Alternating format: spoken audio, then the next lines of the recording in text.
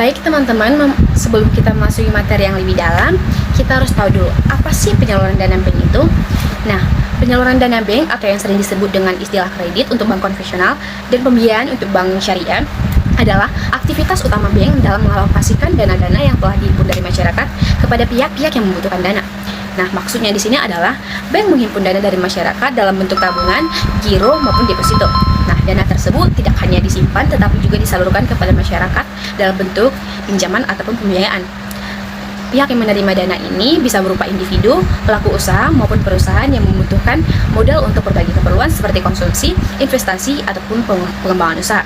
Melalui kegiatan ini, bank menjalankan fungsinya sebagai perantara keuangan atau finansial intermediary, yaitu menghubungkan pihak yang memiliki kelebihan dana kepada pihak yang memiliki kekurangan dana. Aktivitas ini menjadi sangat penting karena tidak hanya menguntungkan bank itu saja, tetapi juga membantu masyarakat secara luas. Baik teman-teman, sekarang kita masuk ke materi tujuan-tujuan penyaluran dana. Nah, yang pertama adalah membantu usaha nasabah. Tujuan utama penyaluran dana bank adalah untuk membantu nasabah dalam mengembangkan usahanya. Bank atau lembaga keuangan memberikan pembiayaan usaha seperti menambahkan modal kerja, membeli bahan baku, memperluas usaha atau investasi alat produksi.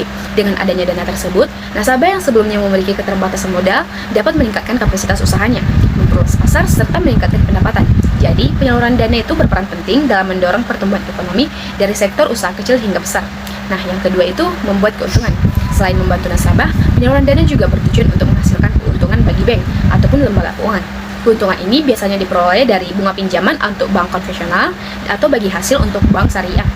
Semakin banyak dana yang disalurkan dan semakin lancar pengembalian dari nasabah, maka semakin besar pula keuntungan yang diperoleh. Keuntungan ini penting untuk menjaga keberlangsungan operasional bank, membayar karyawan, serta mengembangkan layanan keuangan yang lebih baik. Nah, yang terakhir itu adalah membantu pemerintah. Penyaluran dana juga berperan dalam membantu program pemerintah, terutama dalam meningkatkan kesejahteraan masyarakat dan pertumbuhan ekonomi. Melalui pembiayaan usaha, BIN ikut mendukung penciptaan lapangan kerja, pengurusan angka pengangguran, serta peningkatan produksi barang dan jasa. Selain itu, penyaluran dana ke sektor-sektor prioritas seperti UMKM, pertanian, dan industri juga membantu pemerintah dalam pemerataan pembangunan ekonomi. Dengan demikian, fungsi ini menjadikan bank sebagai mitra strategis pemerintah dalam pembangunan ekonomi. Baik, selanjutnya kita akan masuk ke jenis-jenis penyaluran dana bank. Yang pertama ada kredit investasi. Kredit investasi yaitu kredit yang diberikan kepada pengusaha yang melakukan investasi atau penanaman modal. Yang kedua, kredit modal kerja. Kredit modal kerja yaitu kredit yang digunakan sebagai modal usaha. Biasanya, kredit jenis ini berjangka waktu pendek. Yang ketiga, ada kredit konsumtif, yaitu kredit yang digunakan untuk keperluan pribadi, misalnya keperluan konsumsi, baik pangan, sandang, maupun papan. Yang keempat, ada kredit profesi. Kredit ini yang diberikan kepada individu atau badan usaha yang memiliki keahlian khusus untuk menunjang kebutuhan operasional dan pengembangan usaha mereka. Yang kelima, ada kredit perdagangan. Kredit ini diberikan kepada pelaku usaha untuk membiayai kegiatan jual beli, seperti pembelian barang dagangan dan pengembangan usaha. Yang keenam, ada kredit produktif.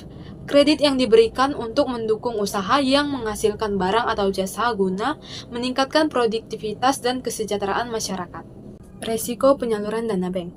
Yang pertama ada resiko kredit atau credit risk. Risiko utama dalam penyaluran dana yaitu kemungkinan debitur gagal membayar pokok dan bunga pinjaman. Diukur melalui non-performing loans atau NPL, dipengaruhi oleh kualitas analisis kredit dan kondisi ekonomi. Jurnal Business and Management banyak menekankan bahwa tingginya NPL akan menurunkan profitabilitas dan mengganggu stabilitas bank. Yang kedua ada risiko likuiditas atau liquidity risk. Terjadi ketika bank tidak mampu memenuhi kewajiban jangka pendek akibat terlalu banyak dana disalurkan dalam bentuk kredit jangka panjang. Penelitian di Jurnal Business and Management menunjukkan bahwa ketidakseimbangan antara dana masuk dan dana keluar dapat memicu krisis likuiditas. Ketiga ada risiko pasar atau market risk. Risiko akibat perubahan suku bunga dan kondisi pasar. Kenaikan suku bunga dapat meningkatkan beban debitur dan fluktuasi ekonomi dapat mempengaruhi kemampuan bayar nasabah. Yang keempat ada risiko operasional atau operational risk. Risiko akibat kesalahan prosedur, sistem atau sumber daya manusia dalam proses pemberian kredit. Contohnya ada analisis kredit yang tidak akurat dan kecurangan internal. Yang kelima ada risiko sistemik atau systemic risk. Jurnal Business and Management juga sering membahas risiko sistematik, yaitu risiko yang dapat mempengaruhi seluruh sistem perbankan akibat kegagalan satu atau beberapa bank besar. Baiklah, selanjutnya masuk ke prosedur penyaluran dana. Yang pertama yaitu pengajuan proposal atau berkas. Jadi, debitur yang ingin mengajukan kredit harus memberikan proposal atau berkas terlebih dahulu ke bank. Kemudian yang kedua yaitu penyelidikan berkas pinjaman, yaitu untuk mengetahui apakah berkas yang diajukan oleh calon debitur sudah lengkap sesuai dengan persyaratan yang ditetapkan. Kemudian yang ketiga, wawancara pertama, yaitu merupakan penyidikan yang dilakukan oleh bank kepada calon peminjam. Kemudian yang keempat, on the spot. On the spot adalah kegiatan pemeriksaan dan peninjauan berbagai objek yang akan dijadikan calon debitur sebagai jaminan. Kemudian yang kelima, wawancara kedua, yaitu kegiatan yang dilakukan oleh bank untuk perbaikan berkas. Kemudian yang keenam, keputusan kredit, yaitu penentuan apakah kredit dapat disetujui atau ditolak. Kemudian yang ketujuh yaitu penandatanganan akad kredit, yaitu kelanjutan dari diputuskannya kredit.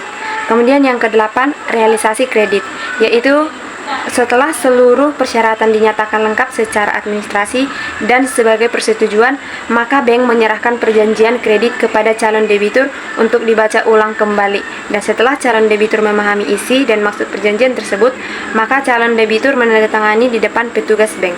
Kemudian yang terakhir, penyaluran, yaitu pencairan atau penarikan uang dari rekening sebagai realisasi atau pemberian kredit. Dapat diambil sesuai dengan ketentuan dan tujuan kredit, yaitu penarikan dana bertahap atau sekaligus.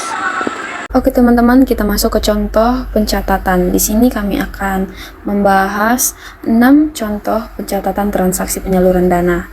Di mana contoh yang pertama itu ada kredit investasi, contoh yang kedua ada kredit modal kerja, dan contoh yang ketiga ada kredit konsumtif, contoh yang keempat kredit profesi, contoh yang kelima kredit perdagangan, dan contoh yang keenam ada kredit produktif. Contoh yang pertama, kita masuk contoh pencatatan kredit investasi. Pada tanggal 1 Januari 2006, PT ABC yang menerima kredit investasi sebesar 1 miliar dari Bank BRI, bunga efektif 12% per tahun atau 1% per bulan, dengan tenor 24 bulan. Nah, untuk menghitung beban bunga, kita menggunakan utang kredit dikali persentase bunganya. Jadi beban bunga bulan pertama yaitu 1 miliar dikali 1% yang didapatkan hasil 10 juta. Jurnal saat pencairan yaitu untuk bank itu sendiri yaitu piutang kredit investasi pada debit sebesar 1 miliar, kas pada kredit sebesar 1 miliar.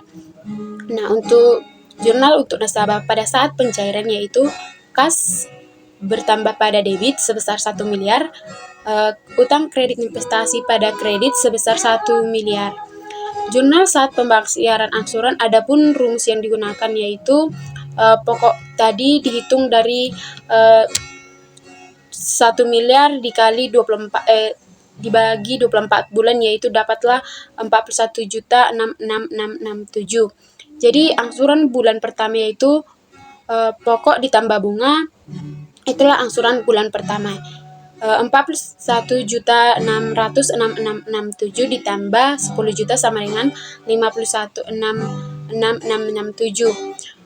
Jurnal untuk nasabah saat membayar yaitu utang kredit investasi pada debit sebesar 41.66667 dan utang bunga pada debit sebesar 10 juta dan kas pada kredit sebesar 51.66667. Dan pada jurnal pada saat bank menerima pembayaran angsuran, adapun kas pada debit sebesar 51.66667, piutang kredit investasi pada kredit sebesar 41.66667 dan pendapatan bunga pada kredit sebesar 10 juta.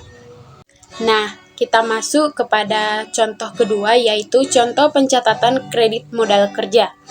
Pada tanggal 1 Januari 2006, PT ABC menggunakan kredit modal kerja atau KMK dari Bank BRI sebesar 200 juta, bunga efektif 12% per tahun atau sama dengan 1% per bulan dengan tenor 12 bulan. Angsuran pokok dibagi bulan sama dengan 200 juta dibagi 12 bulan didapatlah 16.606.667. Bunga 1 bulan yaitu 200 juta dikali 1% sama dengan 2 juta. Total angsuran per bulan sama dengan 16.666.667 ditambah 2 juta sama dengan 18.666.667. Jurnal pada saat pencairan untuk bank tersebut yaitu piutang kredit modal kerja PT ABC pada debit sebesar 200 juta dan kas pada kredit sebesar 200 juta. Jurnal saat pencairan untuk nasabah tersebut atau PT ABCD yaitu kas bertambah pada debit sebesar 200 juta dan utang kredit modal kerja sebesar 200 juta pada kredit. Nah, jurnal saat pembayaran angsuran. Adapun jurnal untuk bank itu sendiri yaitu kas bertambah sebesar 18.666.667. Piutang kredit modal kerja sebesar 16.666.667. Pendapatan bunga 2 juta pada kredit. Dan untuk jurnal saat pembayaran angsuran pada nasabah tersebut adapun utang kredit modal kerja yaitu sebesar 16.666.667. Utang bunga KMK sebesar 2 juta pada debit dan kas pada kredit sebesar 18.666.667. Nah, kita masuk contoh ketiga yaitu contoh pencatatan kredit konsumtif. Pada tanggal 1 Januari 2006 mengkredit kendaraan sebesar 200 juta, bunga efektif 12% per tahun atau sama dengan 1% per bulan dengan tenor 36 bulan atau 3 tahun. Angsuran pokok sama dengan 200 juta dibagi 36 dapatlah 5.555.556. Bunga sama dengan 200 juta dikali 1% atau sama dengan 2 juta.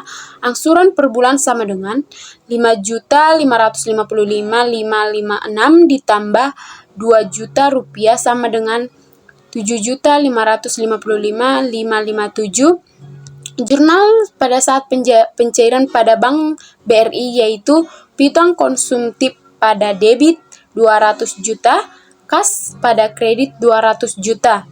Nah, pada nasabah tersebut pada saat pencairan adapun jurnalnya kas pada debit 200 juta, utang konsumtif pada kredit 200 juta.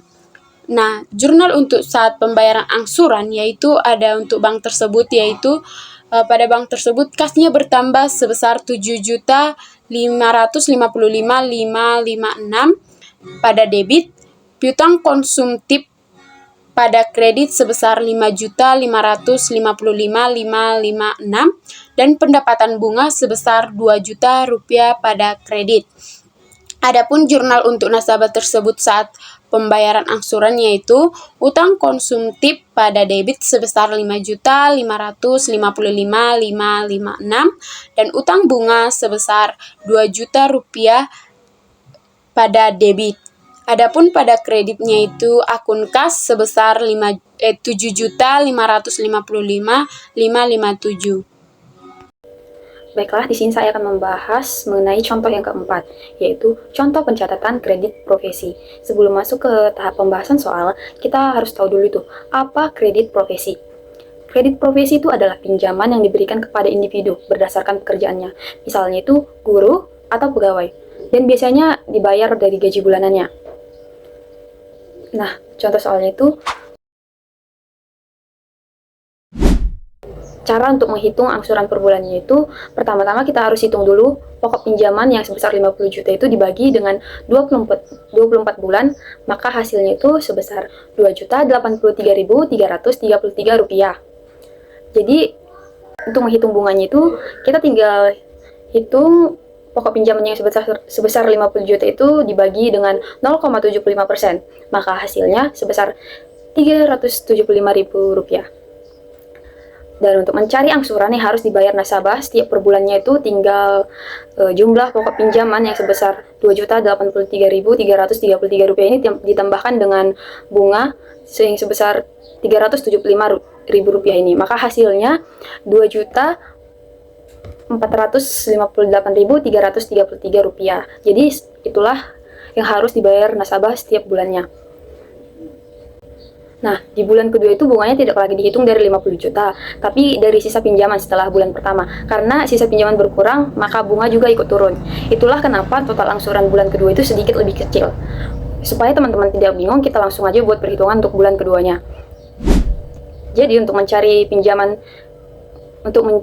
sisa pinjaman, kita harus kurangkan dulu si 50 juta dikurang Rp2.083.333. Maka hasilnya sebesar Rp47.916.667. Itu adalah sisa pinjaman yang sudah kita kurangkan.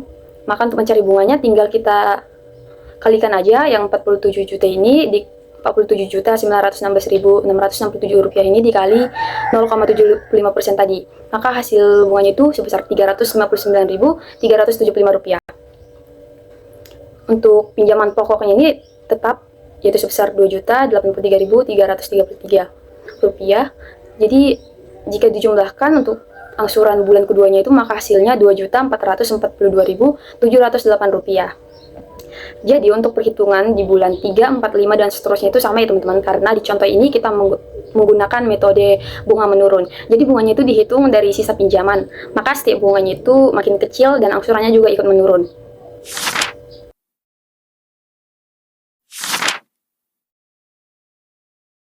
Nah, contoh yang kelima itu adalah pencatatan kredit perdagangan. Jadi, kredit perdagangan ini adalah pinjaman untuk usaha, misalnya membeli stok barang. Contohnya itu,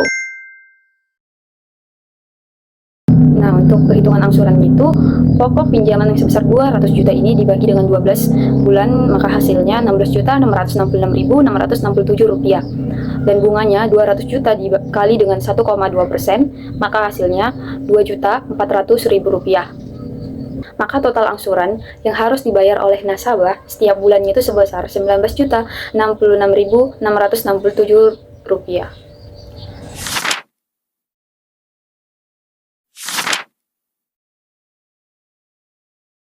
Contoh yang terakhir adalah contoh pencatatan kredit produktif.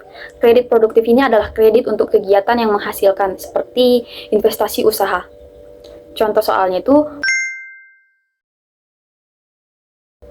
penghitungan angsurannya, pokok pinjaman yang sebesar 100 juta dibagi dengan 12 bulan, maka hasilnya Rp8.333.333. Dan bunga 100 juta dikali dengan 1%, maka 1 juta. Jadi total angsuran per bulan yang harus dibayar nasabah itu sebesar Rp9.333.333.